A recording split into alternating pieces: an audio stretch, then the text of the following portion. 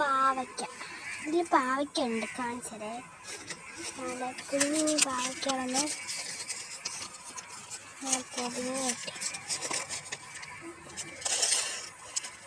നല്ല കുഞ്ഞു പാവയ്ക്ക നമ്മൾ പൊതിഞ്ഞ് ഈച്ചകളിലൊക്കെ ശല്യം മാറാൻ വേണ്ടി പൊതിഞ്ഞ് വെട്ടിക്കുന്നതാണ്. ഇതാണ് നമ്മൾ ഡ്രസ്സിന് വണ്ടിയിലോട്ടാണ് കടത്തി ഇട്ടിരിക്കുന്നത് കേട്ടോ. നമ്മൾ മുകളിലോട്ട് കടത്തിയിടും. ഇത് പയറാണ്. ഇത് പിന്നെ നമ്മളെ മുന്തിരി, നമ്മൾ ഒറ്റില്ലേ മുന്തിരി, അതെ ഇത് മുന്തിരിയാണ്. ഇത് ബീട്രൂട്ടാണ്. മുന്തിരി ബീട്രൂട്ട്. ഓക്കെ, ഇത് വെണ്ടയ്ക്ക, ഇത് പയർ. ഇനി പച്ചക്കറിയൊന്നുമില്ല. ഇനി കൂടുതലും 10 മണിയാണ്. 10 മണിയിൽ തേനീച്ചകൾ തേൻ കുടിക്കാൻ വന്ന നല്ല മനോഹരമായിട്ടുള്ള കാഴ്ചകളാണ്. നമ്മുടെ മനസ്സിന് കുളിർമ തരുന്ന കാഴ്ചകൾ. നിറയെ പൂത്ത് നിൽക്കണ 10 മണിയിൽ നിന്ന് തേനീച്ചകൾ തേൻ കുടിക്കാൻ വരുമ്പോൾ പ്രത്യേക ഒരു സന്തോഷമാണ്.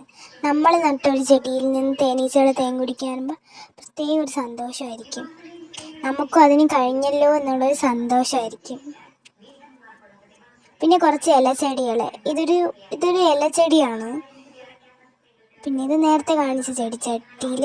പിന്നെ ഇത് കൂടുതലും ഇവിടെ ജമന്തി തൈകളാണ്. ഇതൊരു നല്ല കളറുള്ള ഒരു കാശിത്തുമ്പയാണ്. ഇനി ജമന്തി തൈയാണ് കൂടുതൽ നട്ടിരിക്കണം. അത് മുളക് തൈ. ജമന്തി പൂക്കുമ്പോഴത്തേക്ക് കാണിച്ചു തരാവേ. പിന്നെ തക്കാളി തൈ ഉണ്ട്. അതിൻ്റെ ഇടയ്ക്കൊരു മലക്കറി തൈ നട്ടിട്ട്. ഇനി ഇതെൻ്റെ മാങ്ങാനാറിത്തോട്ടം. എല്ലാവർക്കും സ്വാഗതം.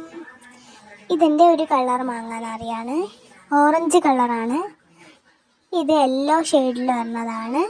പിന്നെ ജമന്തി. ഇതിൻ്റെ ഇടയ്ക്ക് ജമന്തി ഞാൻ നട്ടിട്ടുണ്ടായിരുന്നു. ഇത് ഞാൻ മതിലിൽ വെച്ചിരിക്കുന്ന കുറച്ച് ചെടി.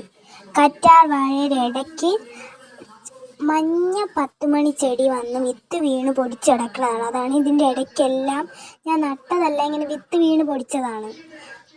ഇത് ബ്രഹ്മിയാണ്. നമ്മൾ നട്ട് വളർത്തിയതാണ്. 2 ചെടിച്ചട്ടിയിൽ ഇളക്കി നട്ട് പൊടിച്ച് ഇപ്പം ഇതും വീണ്ടും പൊടിച്ചിരിക്കണം. ഇനി അത് ഇളക്കി നടണം. പിന്നെ കുറച്ച് 10 മണിയാണ്. ഈ 10 മണിയിലെ ഈ പൂവ് 4 ദിവസം ഈ പൂ ഇതുപോലെ നിൽക്കും. നല്ല ഭംഗിയാണത് കാണാൻ.